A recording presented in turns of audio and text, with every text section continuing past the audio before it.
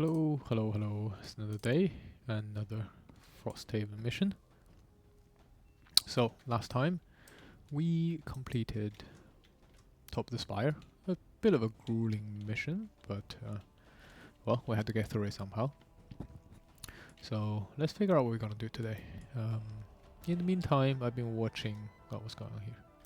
In the meantime, I've been watching the Ling Yuan Cup for Age of Empires 2. So yeah, I'm a big Age of Empires 2 fan and played quite a bit on the ladder in my spare time, so it was quite exciting to watch that, and congratulations to Hera, of course, who was always going to win that, wasn't he? Anyway, back to Frosthaven. So what are we doing today? Let's pass some time in the Outpost, and we've got a section to read, 100.3. I think I know what this is. It's gonna be another side quest, I believe. Let's get Foreteller up and see what this one's about. Oh, I'm so glad we were finally able to meet. You sit in the crater across from Derek Windmere, the noble you met with those two drunken brothers some weeks ago. I have a business proposition. See, my family, well, they're quite influential down south, and, well, they've always had very high expectations of me, and, well, they're expectations that have been very difficult to live up to. I've come to the north to get away from their constant disapproval, but I think I've actually managed to stumble upon an opportunity that could change all that. At this, Derek unrolls a bundle of cloth, sending a beautiful yellow gem clattering across the table. Sun agates. Very fragile, but those oak zealots, the Radiant Order, yes, they go absolutely bonkers over them. They embed them in all of their stuff and claim that they help them commune with the Great Oak to strengthen their holy powers or something. It's not important, but what is important is that the Radiant Order is very, very rich. And I just discovered a source of these gems up here in the north. Seems the Algox mine them for their own purposes. Possibly religious, too. Derek says, shaking his head with exasperation. But they're not too keen on negotiating, you see. So, we'll need to take their mind by force. Don't worry, though, I'm not asking you to take on that many Algox.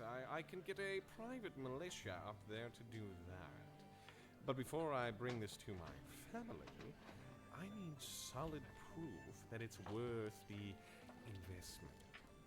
Not one crystal, He says, pointing to the gem in your hands. but a cart full. Yes, you see, I've got a few men out in the field already, and they're reporting that the Algox are preparing to make another shipment of agates from the mine. So, I need you to ambush that shipment, and then bring it back here to me.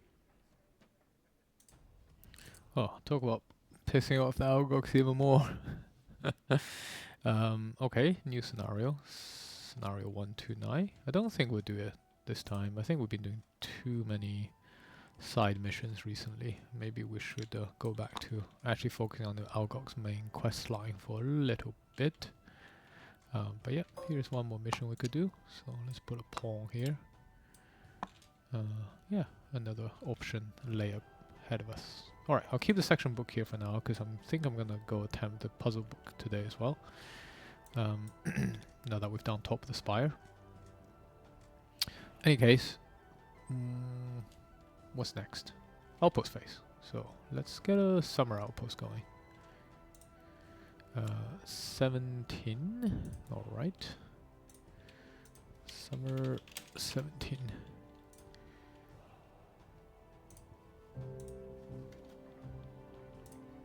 Frosthaven has been built up and burned down repeatedly. So just about anywhere you can plant a shovel has the potential for the remains of buried treasure. Or just remains. As such, the populace has taken up a morbid pastime. In the summers, when the ground is softer, groups of treasure hunters spend afternoons working through patches of ground with pickaxes, hoping to dredge up whatever valuables lie underneath. One such group is making the rounds today. An old-timer hollers at you with a toothless smile. Care to throw in a hand? We found a lucky spot.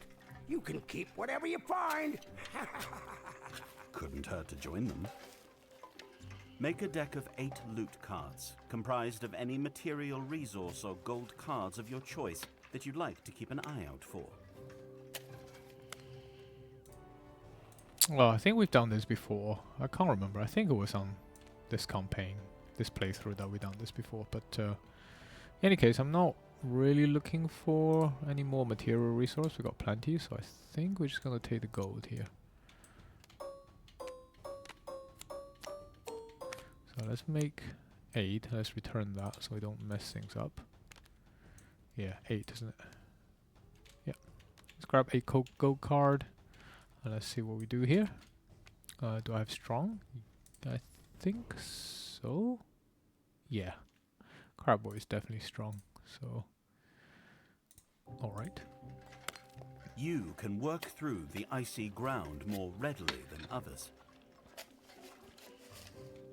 Cool. We'll get to add additional gold card to the deck. So we have a deck of 8.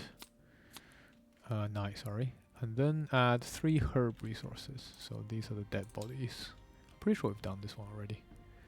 But no harm in going at it again. 3 herbs. Some dead bodies. I could just not do this, I guess. But I think thematically it's more fun to do it, isn't it? So we can draw any number of times as I like. Each time I draw, if it's material resource, we get the material 3 gold, or if we draw herbs, we lose morale. So let's just do at least 1 for each of the guys. Okay, 3 gold there, 3 gold there, 3 gold there, and 3 gold there. I think that's good enough. I'm not gonna risk losing morale. I think we'll just get the 12 gold. That's a pretty good event, to be fair. We can just move on. Okay, let's put that aside. So this can recur again. So yeah, I think we'll just read the conclusion and move on, right? When the sun begins to set, the old-timer stops by to discuss how the group fared. Not a bad haul, eh? Aside from the skeletons. No skeletons today. We've been defending the town quite well, clearly. Alright, so let's go to building ops. I think we'll still buy stuff. We'll still keep buying the resources. It's still necessary to build stuff with it, so might as well. And it's not like we got anywhere else to spend our gold at the moment. So maybe 1, 2, 3, 4 here. 1, 2, 3, 4 here. 1, 2, 3, 4 here. Well, I've been playing a lot of Frosthaven Digital actually in between my sessions when I have just a bit of downtime to myself. Gotta say, I do enjoy it, but there are a lot of things that's currently wrong with it. For example, like you can't collectively buy resources at these camps, which is kind of annoying. Hopefully the game gets better and better.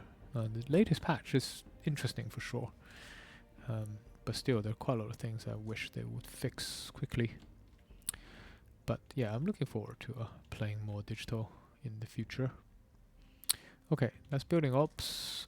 Let's do downtime. I think we'll have some leveling up to do, right? Not here, unfortunately.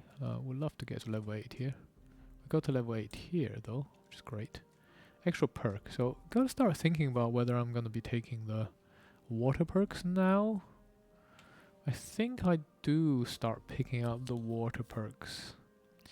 I say that because I've got 1, 2, 3, 4, 5 more perks left to pick. This will be 3, and I can take 2 more.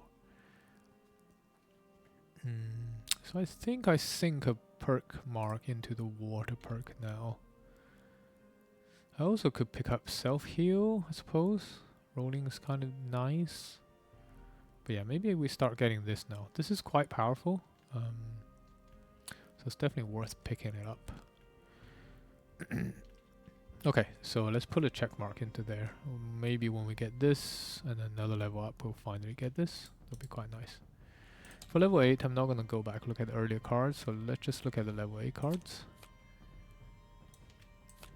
So normally I take Death on all sides whenever I play Crashing Tide, just because I quite like the bottom attack of 3, and the top half works really well when you have 4 players, although like I think last time we played Crashing Tide was with a Drifter, and it worked out really well because we're always next to each other most of the time. But our teammate is not exactly the frontline type, is it? So maybe Death on all sides top half wouldn't work so well.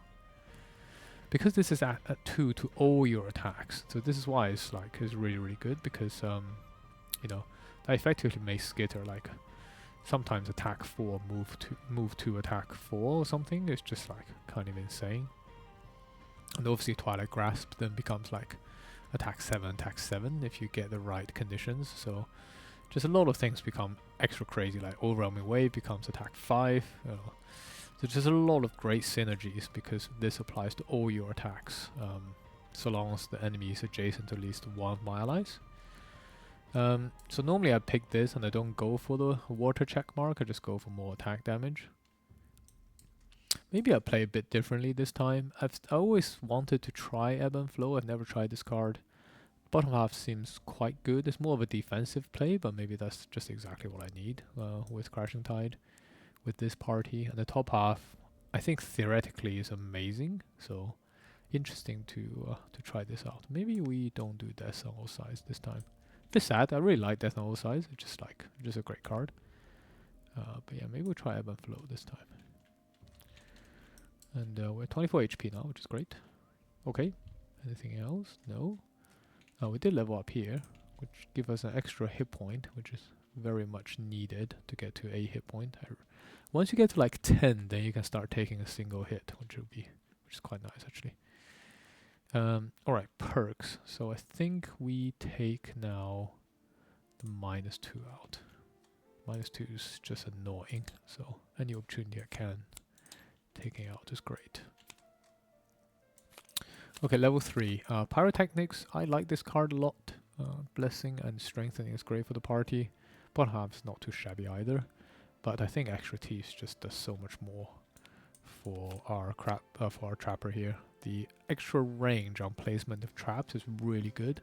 And 5 damage is not too shabby. Bottom half is also really good. It helps with getting the mastery, which we'll look to do at some point for sure. So let's pick that up. Obviously nothing here to look at. Alright, okay. Any crafting to do here? We can craft 3 herb potion now, which is very, very important for the party. So maybe we do some herb crafting at a minimum. Anything else? We do have the merchant slot, so maybe we should spend our gold and buy 2 items at the merchant. So yeah, we can buy 2 collective items during our downtime per week, so let's max those out. So definitely quite a lot of things to do here. Always difficult to think about what item to pick up from the merchant. There's so many good ones.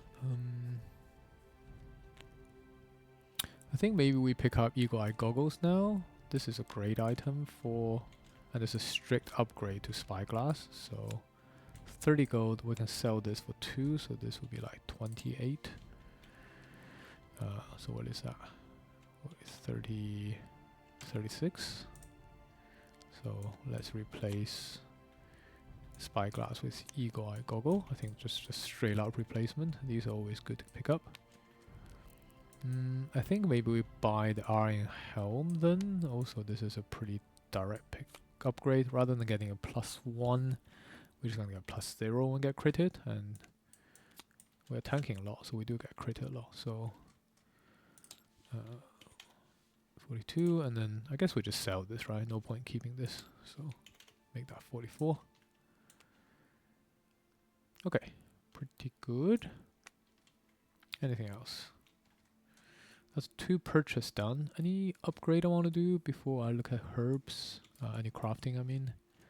Let's have a quick look. I don't think there's much really to craft here. can't imagine there's a lot of things I want to craft. No, I don't think so.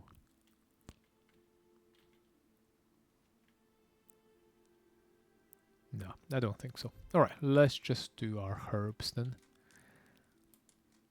So, I think what would be good is to pick up the major stamina potion, because that's just always good. So, we're gonna do 1 arrow vine, 1 axe nut, and 1 snow sizzle. So that'll give us the axe nut, snow sizzle, axe nut, arrow vine. Yeah, here. Major stamina potion. So the difference between this and the minor is you get to choose any card rather than just single card of level 1 origin. So that's gonna be way more flexible for everybody. The question is, who do I give it to? I think we probably want the regular stam potion on Trapper, so Trapper get at least extra round. So maybe what I do is I give that to Snowdancer here. Then we distill this for maybe a Snow Thistle, I guess. Then we can try that again. So Arrow Vine, Snow Thistle. To grab Stamina Potion for our Trapper here. And I think I probably want a major stam here to replace Stone Skin Potion. So let's just do that again. I know, I'm very boring here with my potion brewing, but oh well. Because then, yeah, we have some pretty good potions now for Deathwalker. I'm building Deathwalker up so that eventually we can try the solo mission. The solo mission is really, really hard. So yeah. Anything else I might want? Let's have a look at the potion slot elsewhere. I could upgrade the healing potion, but I don't think I have any more arrow vines. I can definitely distill that into a arrow vine here.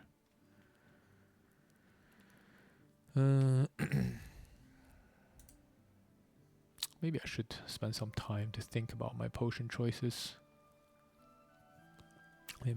Major renewing is also quite nice. We could just wait for the next slot to open up rather than wasting our herbs.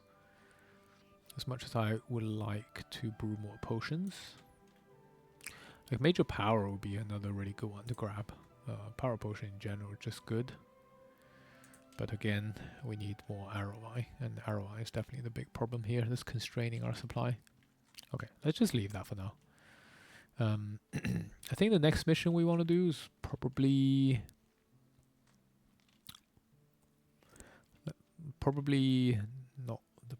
the way forward. Why is that showing Crystal Trench? Yeah, the way forward to continue our mission with the Algox. So if I'm doing that, I probably want a movement helm to help our party a little bit. So maybe let's craft the Inspiring Helm. So that's double metal plus hide. Who do I want to give it to? Probably Snowdancer. Because I think what's probably going to happen is we're going to need some character to help activate this. Yeah, probably Snowdancer is a good pickup here. So double metal plus hide. Let's equip this for the next mission in particular. Anything else? I could craft another one. That would be really helpful, I suppose. Give it to Rat Boy.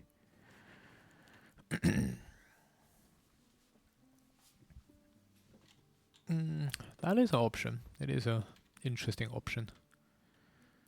Maybe it's worth it, but I don't know. It might be just a bit like too much here. Single one. Let's move 4, move 8. Maybe that's good enough, I wonder. I think that's probably good enough. We can keep this, right. Not 100% sure it's necessary to grab a second helm.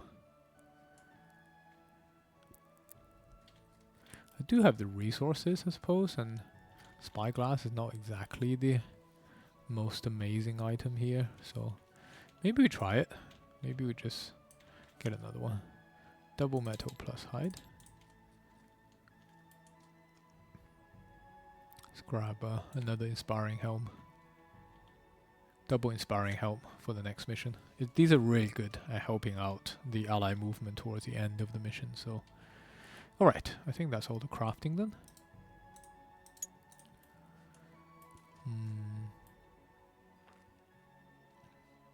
Oh yes, we were gonna do the puzzle book, weren't we? I'm gonna make a copy just so I can show you what this puzzle book look like. I actually think this this puzzle book is kind of ridiculous, to be honest. So what do we need to do here? We need to figure out how to connect these, but more importantly, we had to wait for the top of the spire because top of the spire was what, mission 34? Clearly not on page 34. Why would it be? So if you read the 34 conclusion, which we read last time, 86.5 or 86.4. So the conclusion says yellow, blue, orange. That's actually the 3 lines we need to trace here, basically. And I think the first time I did this, I got mighty confused by how to angle these things, because it just wasn't obvious to me whatsoever how this should be done, because the angle of this thing just, it's really just all over the place, isn't it? Anyway, let's try it. Let's see if I can remember how to do this. So, well, let's use the second copy. So this one is pretty obvious, I think. So the yellow goes something like this. And I think the first time I did this, I got really confused, like where this lie is supposed to go next. Because if I look at this, this seems to be suggesting some kind of 90-degree angle. So I thought this was going to go like straight into here, which didn't make any sense. But it's actually supposed to go here.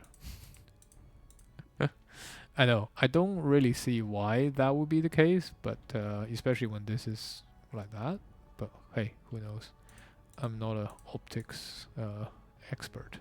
So then that one will go here, and then I guess this will go like to the middle of nowhere. Something like that. Anyway, it's supposed to just end there, I think. So this is supposed to say 4. I don't quite know why that would be the case and why this would just go to the middle of nowhere and therefore be completely discounted, but hey, that apparently is the logic. I gotta say, the first time I tried this, I got absolutely stuck and no one in my group knew what to do either. We had to, we just had to look this one up. So here, this line goes to here. And then I think it goes there, and then there, and then there, and then there, and then it ends. So make it what you will. I think the idea is probably the light that goes into black ends or something, I don't know. And then finally orange. Yeah, this is probably one of my least favorite puzzle book solutions ever. So this clearly hits there. Where does it go? I think it goes like here, and then there, and then here, and then it ends, I think. Or maybe it goes like there. Anyway, I don't really see what the logic is, but apparently that's how it's done. So this tells you is 43.5 in the sequence of this yellow, blue, orange, so 43.5 apparently. Who would have thought? Anyway, if you do flick to 43.5, you'll see this is indeed the puzzle book solution. So apparently it works. Who am I to argue? I do think they could have done the puzzle book a bit better, to be honest. I like the concept, I just think the execution is a bit flawed in places. Anyway, let's read it together. Crane's room is empty. The books, the papers, everything is still here, but the Quattril himself is missing. Given you've never seen him outside his room, you find it a bit odd and set out to find him. Nearly half an hour later, you spot the Quattril shuffling between cabins. In one hand, he's carrying a half-used torch, and in the other, a pot of pine pitch. As you approach, you notice he's shaking his head and talking, as if stuck in an argument with himself. It isn't until you're a few feet away that he notices you. Aha! He says, a bit surprised. It's nice to see you again. And what's that? You hand him your notes on the diagram and explain what happened in the spire, but the Quattril seems distracted. Yes, it's troubling. Good work, but troubling. He pockets the note. Listen, I have some news as well, but I'm in the middle of an experiment, so you'll have to walk with me while I explain. The Quattril starts moving without waiting for a response. The book, Project Source. He rattles on, gesturing with his charred stick. I've made some more progress with the translation, but in order to move any further, I need you to verify some of the, findings. The two of you snake between cabins, and Crane pauses to sift through a pile of junk, pulling from it a piece of ruined cloth which he wraps around the used torch. Satisfied, he keeps moving. According to their notes, the researchers concluded the energy source at the spire was too dangerous to work with, and so it was ultimately abandoned. A very grim account, I assure you. Though it sounds like you know exactly what they mean. He stops at a section of the palisade wall and, using a metal spoon, scrapes out a bit of clay from between the logs. He crumbles the clay into his pitch pot and keeps walking. But their account did help me crack one of their thornier words in their dialect. Death. It would seem these researchers were very interested in the concept. After the incident at the Spire complex, they went on to investigate a new location, one they only refer to as the Death Site. I need you to find it and tell me what's inside. Torfi's journal contains a sketch of some device at the site.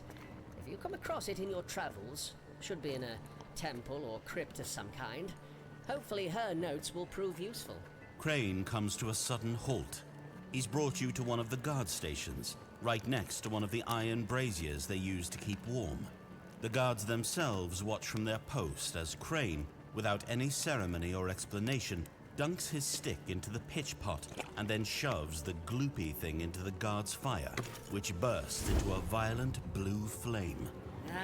All wrong. Crane holds up his torch, the flame burning a brilliant sky blue.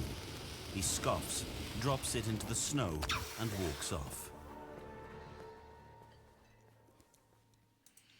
All right.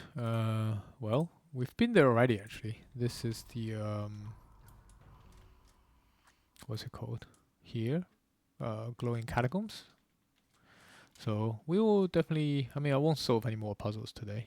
Flip to the next page, which is this. So we will probably do that next time. But I think for now, let's for arguments, let's for completeness sake, let's write down the page. What is this? Page 6. Page 6.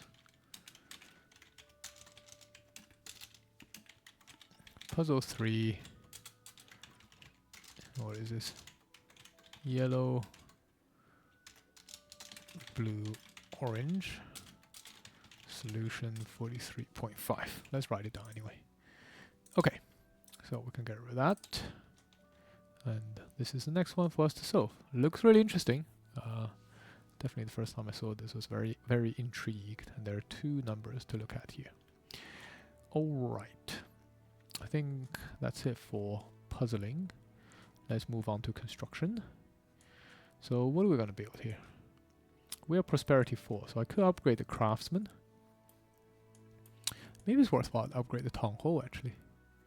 So we have a bit more flexibility on drawing challenges. Curious. I think maybe we do Craftsman first, so that we have more items open. Although I think the Town Hall is actually pretty good too. Having more choices on our challenges, I think is always good, right?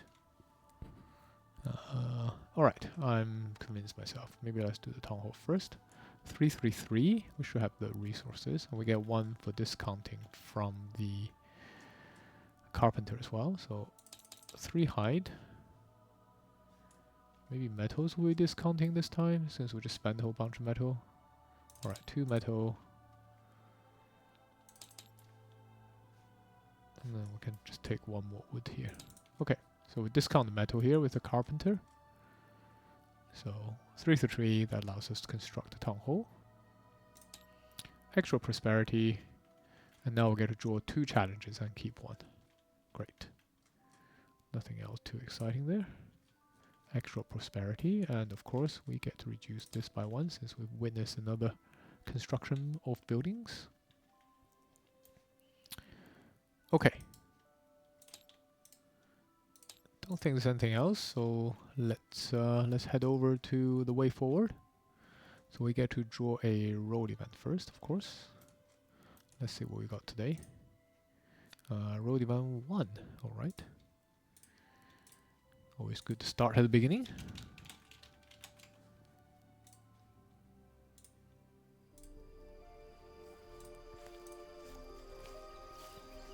You're hiking along the banks of a small creek when a spray of color draws your eye. Blood in the snow. You draw closer to the scene. Telltale black-red pools already soaking into the snow and mud. You're no stranger to the aftermath of a hunt, and this doesn't look like someone took down game. From the amount of blood and disturbed snow here, you're pretty certain this was a fight. The blood trails off from the scene into a nearby copse of trees. Following it, you discover that the trail splits at a fork in the path. The blood trail continues to the left, though judging by the broken twigs and footprints, something also ran off to the right. Option A. Follow the bloody trail to the left. Option B. Follow the trail of broken twigs to the right. I feel like there are a couple of road events that's kind of similar here. Well, always follow the bloody trail is the answer here. So option A.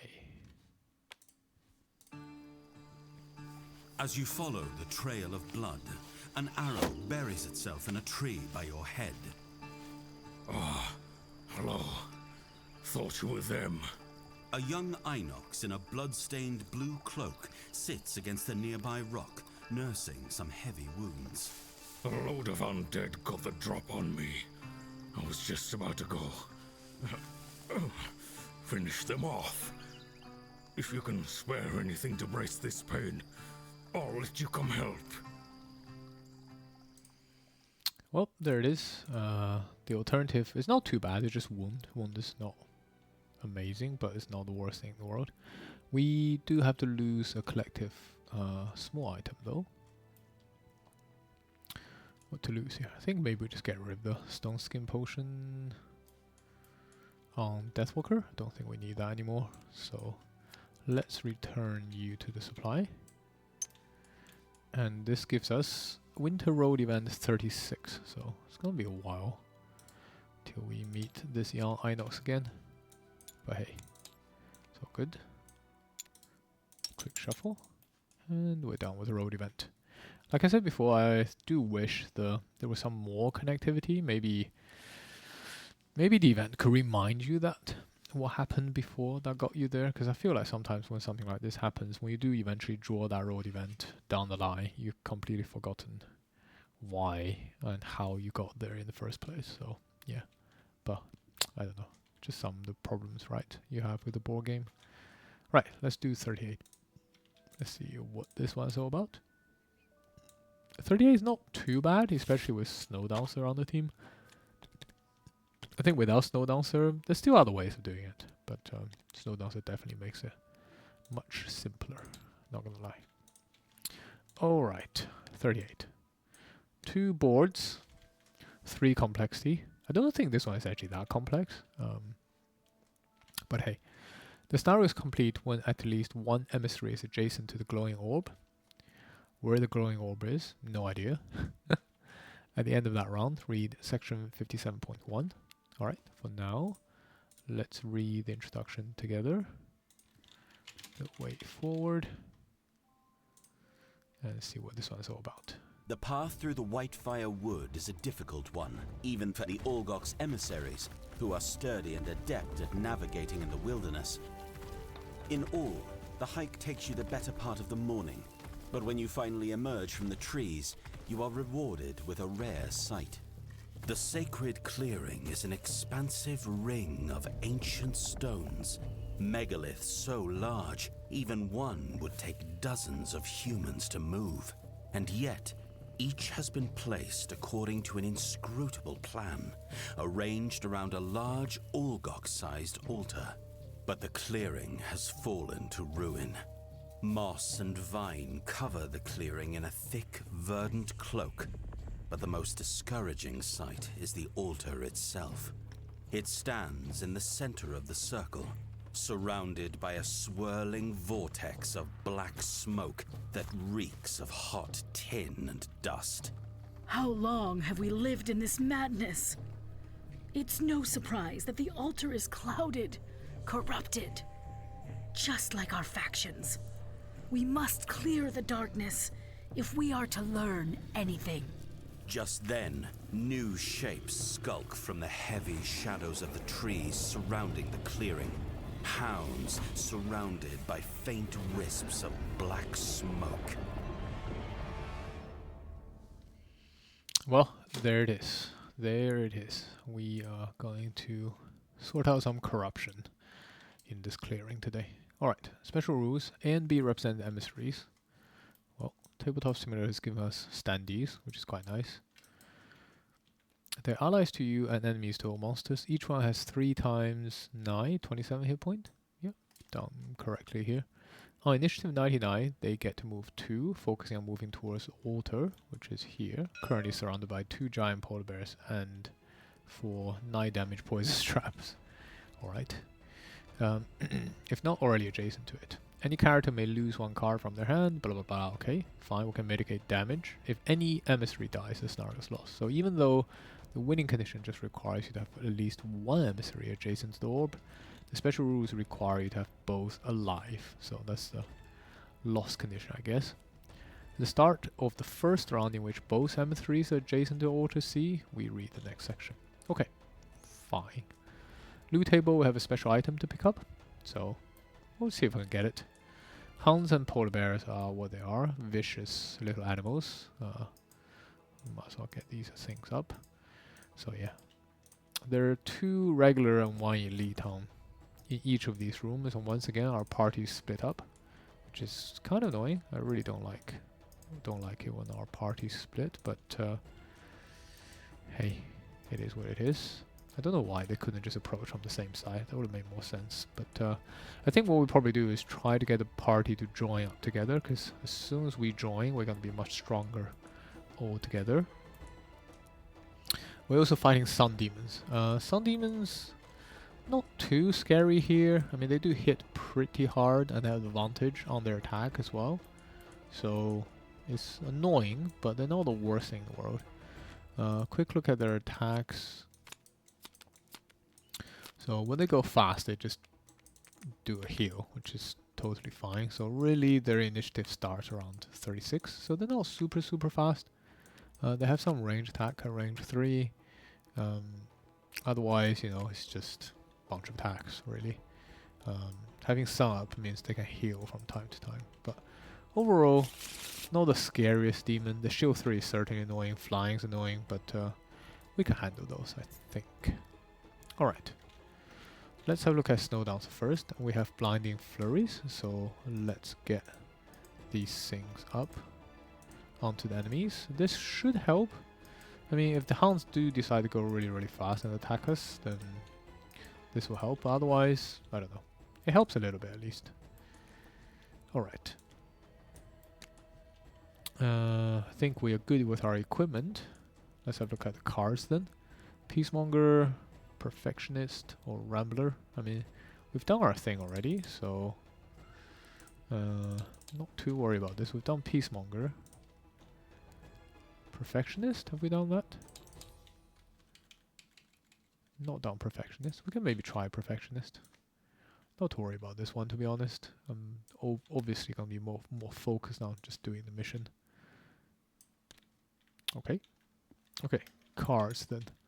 We definitely want stuff that helps us move our allies. So Burning and Tempest is for sure very important.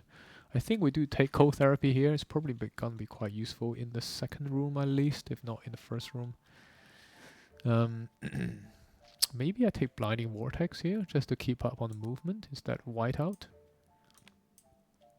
So yeah, being able to keep up with the ally movement will be quite helpful, especially if we're using the Inspiring Helmet. I can't think of anything else in particular I'd want. Grunting movement here is pretty good too, so... Is there a call for taking Chilling Impact? I think we'll be alright, to be honest. So I think this is a good loadout. Enticing Breeze... Nah, don't think so. Whipping Gale basically does that job now. Yeah, I think I'm fine with this setup. Oh yeah, we're gonna need to do challenges. We'll do that in a second. Okay, here, equipment, let's have a quick look. I think we still need damage to help kill the stuff relatively quickly in the first room. I think we'll just keep the Crab Boy behind later to help tank. Sturdy Greaves definitely does that job quite well.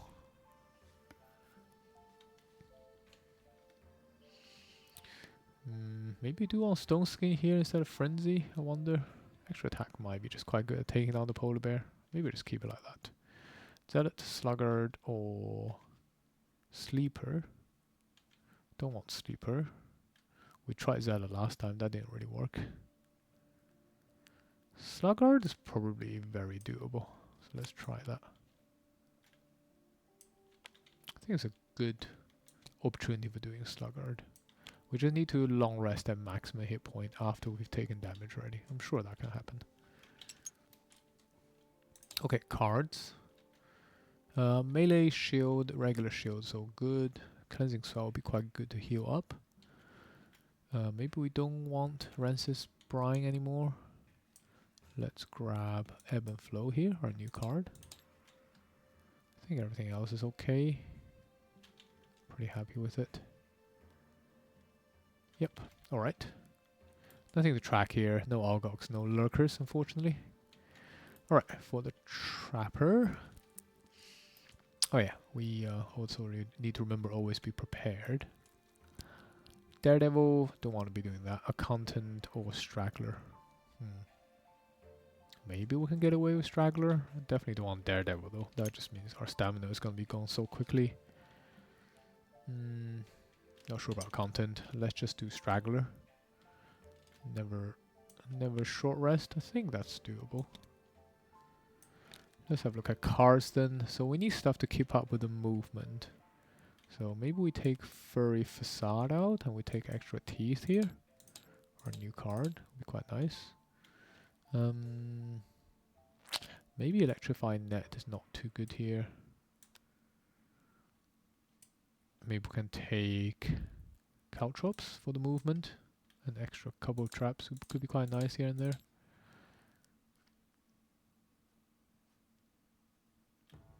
Yeah, I think that's probably good enough. Let's start here. So our focus the first room is just damage and zoning, and then once we clear up the first room a bit, we can start caltropping this place and make this quite hard for the enemy to navigate. That'll be the goal. Okay, Deathwalker. Miser's easy, I think, if we just stay in this room. But I'm pretty sure we've done that already. Yeah, we've done that already, so let's not do Miser then. Die Hard, below half hit point. Is possible. I mean, we've got our battle goal down already, so this will be just purely for fun. So let's try it. Why not? Okay, equipment. I think this is all fine. Alright, cards. Anything I want to switch around? Vengeful Storm here, maybe.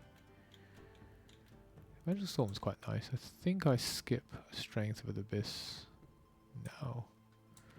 Vengeful Storm could potentially buy some time, which would be quite nice. I think everything else is fine, right? Yeah, I think everything else is fine. Alright, let's have a look at deployment. So, we need to split our party in two. Probably pair Trapper with Crab and Deathwalker with Snowdancer. So maybe we do something like here. These are the starting positions, right? So maybe something like this, and we just trap this place up, force these guys to go around, and we fight the elite. Oh, we should look at challenges first, of course. We have to draw 2, right? Dominating presence. Well, any elite enemies present on the map, all normal enemies gain a shield. That's okay. Or swarming tactics. We definitely do not want swarming tactics. Jumping polar bears would be insane, so let's put that away. Alright, let's try dominating presence then.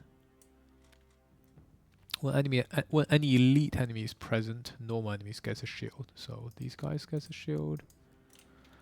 And these guys get a shield. I'm pretty sure the Sun Demon in the second room are all regular. So, but we're not going to be killing them anyway. So it's not that big of a deal. And the elite ones critically do not get the extra shield. So I think that's fine. Alright, I think we start our Snowdancer probably here. And Deathwalker here. Oh, and we get to place a trap from always be prepared. So let's put a 2 damage trap here to start off with, and we probably just zone this area out immediately and force them to run the wrong way around. Alright, don't think there's much else to say. Let's set the camera here, and yeah, we'll go into the mission in the next video. See you guys very soon. Bye bye.